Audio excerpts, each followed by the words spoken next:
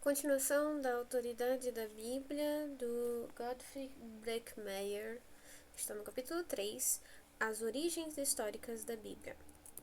A Bíblia das primeiras comunidades cristãs era o Antigo Testamento. O Novo Testamento ainda não existia, mas também o Antigo Testamento ainda não estava definitivamente canonizado. Isso ocorreu somente por volta de 100 depois de Cristo. Os primeiros cristãos possuíam uma sagrada escritura, mas não um cânon. O Novo Testamento refere-se a ela com diversos termos.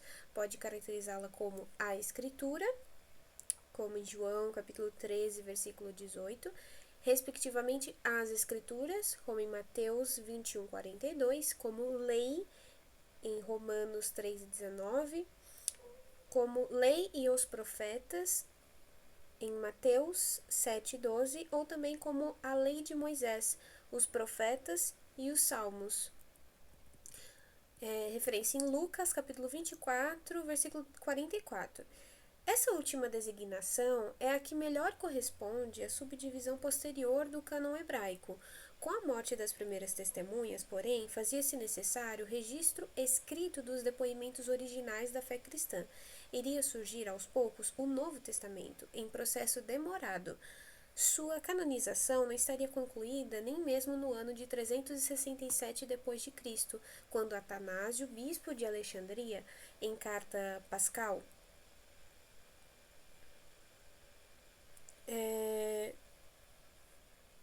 enumera os atuais 27 escritos neotestamentários como pertencendo definitivamente ao cânon. As discussões se estenderam por mais alguns séculos até confluir finalmente num consenso. A Bíblia, em muitos de seus aspectos, assemelha-se a verdadeiro arquivo, reúne tradição, originalmente passada adiante via oral, até mesmo o apóstolo Paulo lança mão de tais tradições em suas cartas, a exemplo de 1 Coríntios, versículo 11, versículo 23, ou capítulo 15, versículo 3, eu falei versículo 11, mas capítulo 11, versículo 23, ou capítulo 15, versículo 3. Isso se aplica em escala incomparavelmente maior aos evangelhos sinóticos, ao livro dos Atos, ao Pentateuco, aos Salmos, Provérbios e outros. Grande parte do material da Bíblia exibe as características típicas de tradição oral. São formulações curtas, credos, partes litúrgicas, pronunciamentos, regras, etc. E concretas, a exemplo de parábolas, histórias ou comparações. A formulação escrita normalmente constitui um segundo passo, destinado a evitar a perda ou a distorção da tradição e a garantir sua preservação. Na interpretação da Bíblia, é importante a consideração da tradição oral subjacente aos textos escritos. No mais, importa distinguir entre a redação dos escritos, sua coleção e, finalmente, sua canonização. A maioria dos escritos bíblicos não foi redigida com o propósito de serem canônicos. Tiveram motivações diversas, historiográficas, poéticas, litúrgicas, poimênicas, querigmáticas, mas não foram criadas desde já para servir de norma de fé a toda a comunidade. Em sua origem, costumam estar necessidades imediatas, circunstanciais, momentâneas, e, no entanto, uma vez formulados por escrito, esses textos adquiriam importância abrangente. Colecionavam-se, por exemplo, os salmos para servir de inário à comunidade, ou então os ditos dos profetas, os produtos da historiografia antiga, as cartas do apóstolo Paulo. Essas coleções eram passadas adiante para uso múltiplo. A canonização das mesmas representa o terceiro passo e a conclusão do processo, em cujo final está a Bíblia em seu todo. Com relação ao Antigo Testamento, há algumas observações específicas a acrescentar. As principais porções do Antigo Testamento existiam já séculos antes da nossa era. O processo da redação e coleção dos escritos veterotestamentários tem sido longo, remontado em seus primórdios à época do reinado em Israel. O Pentateuco foi seguramente o primeiro bloco a ser composto. A comunidade samaritana, ao separar-se de Jerusalém, pouco antes de 400 a.C., conhece e o adota como livro sagrado. Jesus Sirac, por volta de 100 a.C., mostra conhecer a lei e os profetas como coleções fixas. O que aconteceu depois do início de nossa era foi a delimitação dos escritos que seriam canônicos ou não. A composição final do cânon judaico fez parte do esforço por reorganização do judaísmo após a catástrofe do ano 70 da nossa era. Ela se deu sob a liderança da facção dos fariseus e de sua teologia que havia sobrevivido, mais ou menos ilesa ao desastre. Definiu que doravante seria ortodoxia judaica. A canonização de escritos sagrados foi uma das importantes medidas. Processou-se como verdadeira seleção. Foram excluídos do cânon hebraico os assim chamados apócrifos, livros constantes da tradução grega do Antigo Testamento, a Septuaginta. Ela foi rejeitada na íntegra, sendo um dos motivos seu uso nas comunidades cristãs. Da mesma forma, foram descartados os pseudepígrafos. Trata-se de livros atribuídos sob pseudônimo a antigas autoridades do povo de Israel. Gozavam de apreço em certos grupos judaicos, bem como em comunidades cristãs. São exemplos dos mesmos o quarto livro de Esdras, o Apocalipse de Enoque, de Baruque, a carta de Aristeas, né, tudo faz, e o testamento dos 12 patriarcas e outros. Muitos têm caráter apocalíptico. Não passaram a integrar o cânon hebraico. O historiador judaico Joséfo, por volta do ano de 95 d.C., é a primeira testemunha da composição bíblica da Bíblia hebraica em sua atual delimitação. Também no que diz respeito à canonização do Novo Testamento, há que se fazer algumas anotações de particular interesse. Primeiro, as primeiras comunidades cristãs não sentiam a necessidade de uma Sagrada Escritura ao lado do Antigo Testamento. Não eram orientadas pelas autoridades apostólicas e tinham em Jesus de Nazaré, suas palavras, seus gestos e sua sorte, o critério da fé. Vivia-se na esperança de a consumação do século estar iminente. Parâmetros de autenticidade evangélica se faziam necessários somente à medida que os apóstolos iam falecendo ou iam sendo martirizados, e que as comunidades se expandiam para além da Palestina, da Síria e da Ásia Menor. A história avançava, afastando as comunidades daqueles eventos que lhes haviam dado origem. Desenvolvem-se, então, os credos como regra de fé. Surgem as primeiras coletâneas, orais ou escritas, de palavras e feitos de Jesus ou mesmo de cartas do apóstolo Paulo. Surgem, enfim, ministérios, principalmente o dos presbíteros e o dos bispos, encarregados de manter a tradição apostólica. Aliás, é este o critério por excelência, a saber, a fidelidade ao testemunho apostólico. A igreja será cristã somente enquanto construída sobre o fundamento dos apóstolos e dos profetas, sendo Jesus Cristo a pedra angular do edifício. Apostólico é, por excelência, sinônimo de evangélico. Grande discussão se tem travado sobre a natureza apostólica de alguns escritos, a exemplo de 2 Pedro ou do Apocalipse. Mas, antes de resolvidos esses casos conflitivos, a escritura estava pronta em suas principais porções. Em fins do segundo século depois de Cristo, por volta de 180 depois de Cristo, Melito de Sardes fala nos escritos do Antigo Testamento. Por analogia, deve ter havido também escritos do Novo Testamento. E o fragmento muratoriano, original da mesma época, vai listar pela primeira vez, ainda que não em termos definitivos, os livros a serem considerados normativos na Igreja Cristã. Tudo isso mostra que já existe nessa época um Novo Testamento. O que falta é a exata delimitação do mesmo. Segundo, a formação de tal cânon seria acelerada por investidas não propriamente bem-vindas na igreja. O primeiro a compor um cânon é Marcião, gnóstico considerado herege, por volta de 140 d.C. Rejeitou o Antigo Testamento, acolheu um só evangelho, o de Lucas, mais 10 cartas do apóstolo Paulo. Ficaram excluídas as cartas pastorais. Marcião submeteu todos esses escritos, em número já reduzido, a uma radical revisão. Fez passá-los por um estreito filtro dogmático, expurgando todas as passagens supostamente judaizantes.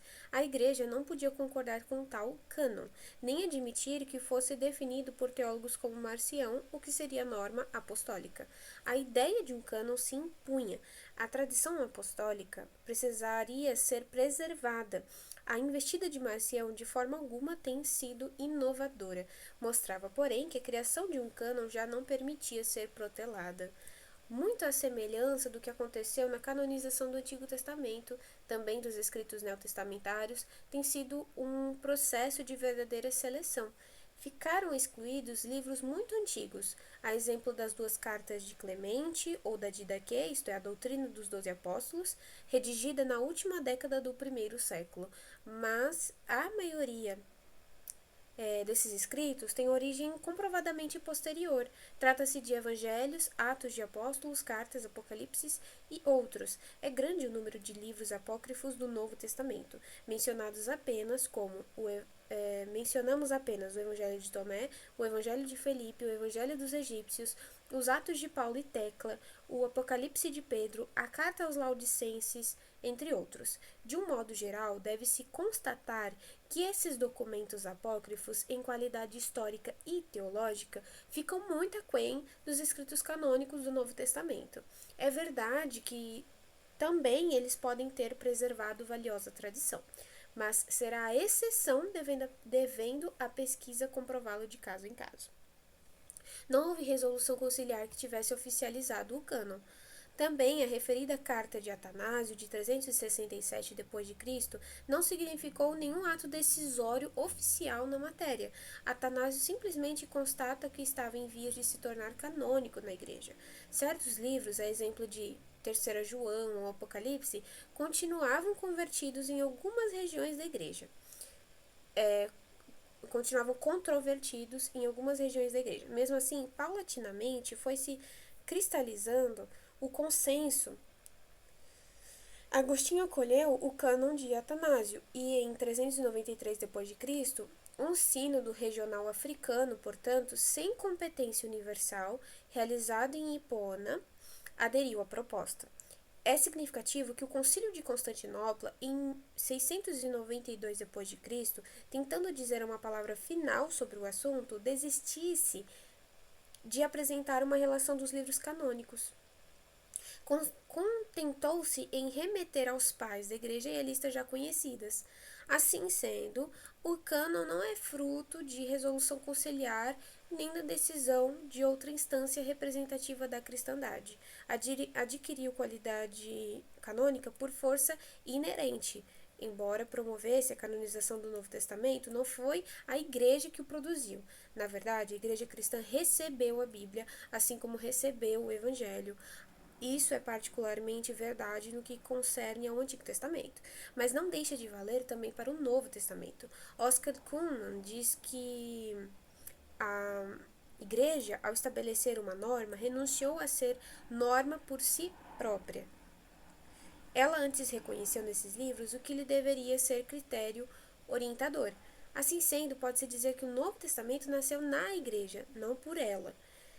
Logo, ela não é dona da Escritura. Pelo contrário, está a ela sujeita, tendo aí a bússola para sua fé e ação. Difícil isso. Capítulo 4. A natureza da Bíblia e a peculiaridade de seu conteúdo. Mas o que de fato alcançou qualidade canônica na Igreja? Já uma rápida olhada mostra a multiformidade literária da Bíblia. Ela se compõe de narrativas, leis, cânticos, cartas, credos, confissões, parábolas, evangelhos e outros gêneros. Seu conteúdo não se resume em doutrina, nem somente em história. Documenta, isto sim, a experiência de um povo com Deus. Fala do encontro de pessoas com Jesus de Nazaré. É a memória de uma história de fé. Por isso mesmo, a melhor categoria formal para caracterizar o conteúdo da Bíblia é do testemunho. Na Bíblia temos o depoimento de gente que viu, ouviu ou percebeu Deus em sua vida. Em 1 João, capítulo 1, versículo 1. Falam testemunhas, aliás, não em qualidade somente privada ou subjetiva. Elas falam de uma realidade que descobriram que se reveste de profundo significado para toda a humanidade. A Bíblia não é apenas testemunha, também proclamação, querigma. Manifesta não opiniões, reivindica afirmar verdade. Essa verdade tem a revelação de Deus por conteúdo. Deus se revelou a Israel, revelou-se através de Jesus Cristo, revelou-se como Espírito renovador. Em outros termos, o testemunho da Bíblia tem eventos, acontecimentos, uma história por objeto. É a epifania de Deus, respectivamente sua encarnação em Jesus de Nazaré. Escrevem pessoas muito humanas sobre como Deus revela sua vontade, seu juízo e sua graça. Juntamente com isso, dão testemunho do pecado e da miséria, bem como a despeito disso, da dignidade humana. A Bíblia é a documentação de lei e evangelho, é o estatuto do direito divino, é a descrição da história da salvação, desde a criação até a vinda do reino de Deus em glória e poder. Origem, vocação e futuro da humanidade, inscritos no agir gracioso de Deus, são esses os grandes temas da Bíblia. O cânon é um mosaico em cuja composição colaborou verdadeira nuvem de testemunhas, como diz em Hebreus capítulo 12, versículo 1, inclusive muitas mulheres. A Bíblia é um livro plural. Isso vale não só para o Antigo Testamento, que compila obras de diversos séculos, vale também para o Novo Testamento. A Igreja canonizou a pluralidade de vozes que está em suas origens. Já a essas alturas, portanto, pode-se concluir a unidade na Bíblia não está na uniformidade de seus autores. O testemunho não é uníssono, o que não tem incomodado a Igreja nas origens. A Igreja das Origens. Muito pelo contrário, ela rejeitou o Diatessaron de Taciano, que fundira os 4 evangelhos num só. Preferiu o lado a lado, às vezes extenso, de Mateus, Marcos, Lucas e João. Não viu problemas em ter os profetas do Antigo Testamento no mesmo livro canônico, como as cartas do apóstolo Paulo. A Bíblia espelha nitidamente a teologia de seus autores, o mundo específico em que viviam, sua herança cultural, em que reside, então, a normatividade desse livro. Para a cristandade, a normatividade do Antigo Testamento depende essencialmente do Novo. Assim sendo, a resposta a essa pergunta deve provir deste, não daquele. Trata-se de definir normatividade cristã. E essa se baseia, como afirmado acima, no critério da apostolicidade. Igreja cristã é a igreja apostólica, alicerçada no fundamento das primeiras testemunhas, diretamente chamadas e enviadas por Jesus Cristo. O Novo Testamento pretende ser cânon apostólico, assim como também o credo e os ministérios o pretendem ser. A apostolicidade é sinônimo de originalidade e autenticidade, critério de distinção entre doutrina reta e falsa. De imediato, porém, cabe perguntar: teremos aí trilha viável? Não será esse critério por demais dúbio, problemático, inseguro? Pelo que sabemos, nenhum dos evangelhos foi redigido por um apóstolo. E o apóstolo Paulo, de cuja autoria temos uma série de importantíssimas cartas, não acompanhou a trajetória do Jesus terrestre. Além disso, jamais houve um só testemunho apostólico. Os apóstolos eram muitos, variando por isso também o seu testemunho. Nunca é idêntico o depoimento de diversas testemunhas sobre o mesmo episódio. E não brigaram em determinada oportunidade até mesmo Paulo e Pedro? Em síntese, o apostólico necessita de explicação. Em que consiste? O termo, por si só, não é inequívoco. É claro que as perguntas críticas não desabonam os apóstolos nem eliminam seu testemunho como critério. Não há sombra de dúvida, o Novo Testamento contém tradição apostólica, mesmo que em sua apresentação final não seja obra escrita de seus punhos. O Novo Testamento tem uma vantagem histórica por sobre todas as demais expressões da fé cristã. Destaca-se por proximidade singular às origens. Ele é, no dizer de Cowler, o documento da pregação que fundou as primeiras comunidades. O mesmo vale em termos qualitativos. Basta comparar os escritos neotestamentários com os referidos apócrifos. O Novo Testamento, também no que diz respeito a seu conteúdo, se destaca. Aqui se oferece alimento sólido, substancial, fundamental. É bem verdade que há exceções. A Didaquê, por exemplo, não é necessariamente inferior em qualidade a alguns dos livros canônicos. O critério da superioridade qualitativa não é absoluto, e, no entanto, em termos gerais, não há como contestá-la. Resulta daí que o cânon do Novo Testamento está praticamente fechado, enquanto continua teoricamente aberto. Suponhamos que seja descoberto um manuscrito dos primeiros tempos. A exemplo de uma carta comprovadamente autêntica do apóstolo Paulo, ou evangelho escrito por um dos 12 apóstolos, não haveria como não acrescentá-lo aos atuais 27 escritos do Novo Testamento. Eis porque a delimitação do Novo Testamento, em princípio, não é definitiva, e sim aberta. A descoberta de tal documento original, contudo, é pouco provável. De resto, recomenda-se insistentemente não reabrir o debate sobre a atual composição do Novo Testamento, para eventualmente afastar um dos seus livros ou acrescentar-lhe um outro, pois seria difícil, se não impossível, conseguir um consenso na cristandade a esse respeito. Deixemos o cânon assim como está. Também, livros que à primeira vista parecem problemáticos, a exemplo do Apocalipse de João, podem desenvolver inesperada relevância em situações específicas. Não somos donos do Espírito Santo. O Novo Testamento está, de fato, fechado. O exposto mostrou que a autoridade do Novo Testamento não decorre de fenômenos excepcionais, supostamente característicos de sua origem. Não há nada formal, não há fatores externos que garantam à Bíblia a natureza sagrada e por isso normativa. Ela não é um livro que caiu do céu. O livro dos livros teve gênese muito humana, às vezes até mesmo acidental.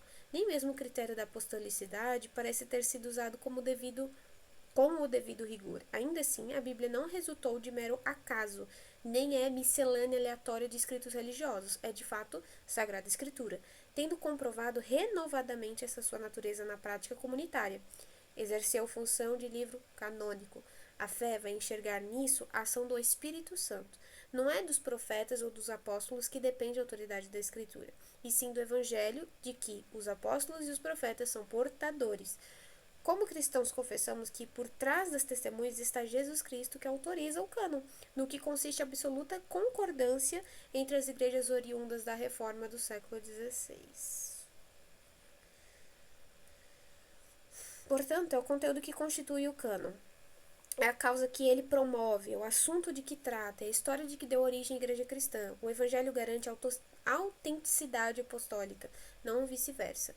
Eis a tese que devemos desdobrar a explicar a seguir. Agora a gente está no capítulo 5, chamado O Aparente Déficit Normativo da Bíblia e Suas Soluções. Em sua qualidade de testemunho, a Bíblia parece pouco apropriada para servir de cânon. Composta de uma seleção de livros, provenientes de diversas épocas e lugares, ela não apresenta uma doutrina uniforme. Referindo-se a uma história de fé, falta-lhe coesão dogmática.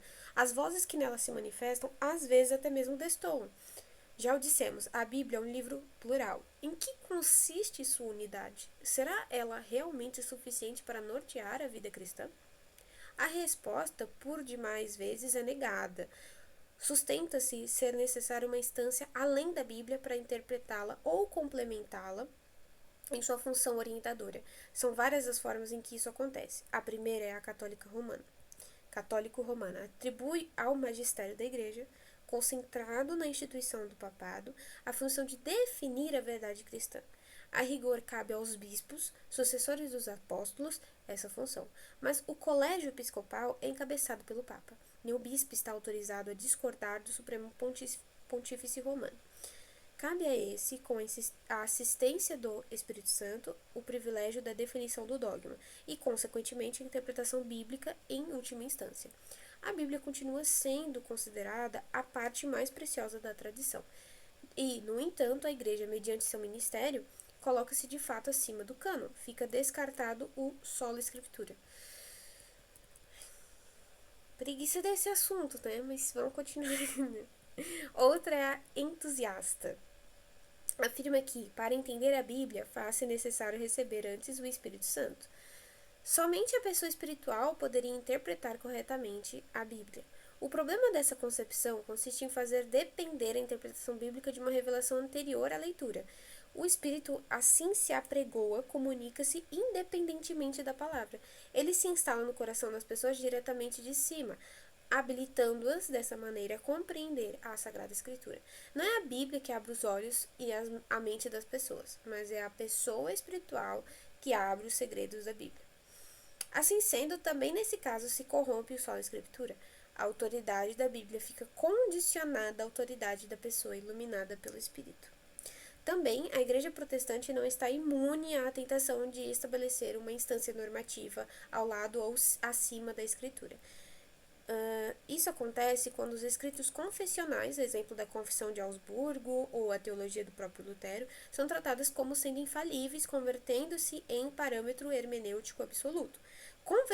Confessionalidade, então, transforma-se em confessionalismo. É bem verdade que não é essa a pura doutrina, nem luterana nem reformada, pois oficialmente os escritos confessionais são qualificados como normas sujeitas à Bíblia. Essa é a norma normas, enquanto a confissão é a norma normata. Portanto, também a confissão possui normatividade. No entanto, a normatividade derivada, não normatividade original. Essa cabe somente à Bíblia. É como no caso do Sol e da Lua. A confissão se assemelha a esta última, recebendo toda a luz da Sagrada Escritura. Nem sempre, porém, a prática e o discurso coincidem. Existem mais outras formas de domesticar a Bíblia e de aplicar rédeas à sua pluralidade. Na verdade, isso acontece sempre que uma instância alheia e externa predeterminada estabelece os padrões da normatividade. A Bíblia, nessas condições, torna-se vinculante somente à medida que endossa certos projetos, sejam eles de ordem política, racial, econômica e mesmo religiosa. Ela deve sancionar, mas está proibida de criticar. Sofre abuso para justificar reinos humanos em prejuízo do reino de Deus. Instalam-se outros magistérios ao lado da Escritura que a amordaçam e lhe censuram o conteúdo. O suposto déficit normativo da Bíblia está sendo compensado por preceitos e preconceitos dogmáticos que se lhe impõem. Não entendo como que essa...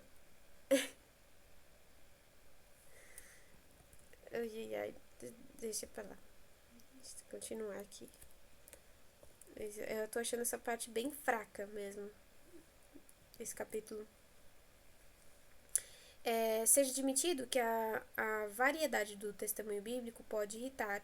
Dizia Kesselman que o cânon do Novo Testamento, como tal, fundamenta antes a multiplicidade das confissões do que a unidade da igreja. O só a Escritura implica riscos, todavia, o primado da Escritura é a única barreira eficaz contra os desvios da igreja e o arbítrio dos intérpretes. Como autoridade suprema, onde se permite à Bíblia o livre discurso, ela vai desenvolver força normativa e reformadora. A exclusividade canônica da Sagrada Escritura exige prestação de contas das respectivas exegeses. A Igreja Luterana arrisca a tese da suficiência normativa da Bíblia. Ela terá que comprová-la na prática, mas descobriu nela poderosa arma contra a usurpação da autoridade divina na história, e por isso o indispensável instrumento de fidelidade ao Evangelho. Resta dizer que a sensação da insuficiência normativa poderá decorrer não só da pluralidade, como também da percepção dos condicionamentos contextuais do testemunho bíblico.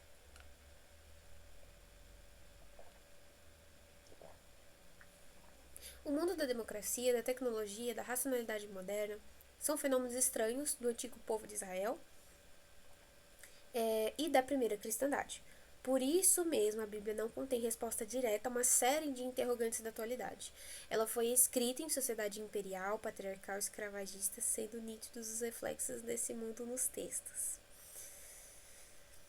Basta lembrar Romanos 13, versículo 1 a 7, com respeito às autoridades políticas, Efésios capítulo 5, versículos 22 a 33, referente à submissão da mulher, e 1 Timóteo, capítulo 6, versículo 1, com relação aos deveres dos escravos.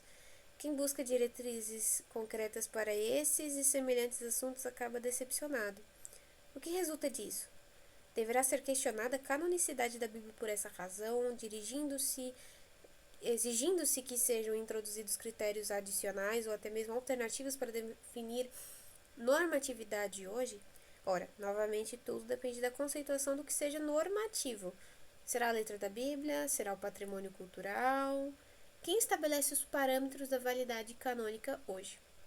Nós voltaremos à matéria. No contexto dessa discussão, a definição da relação que há entre escritura e tradição tem desempenhado função crucial. A autoridade última estaria com esta ou com aquela.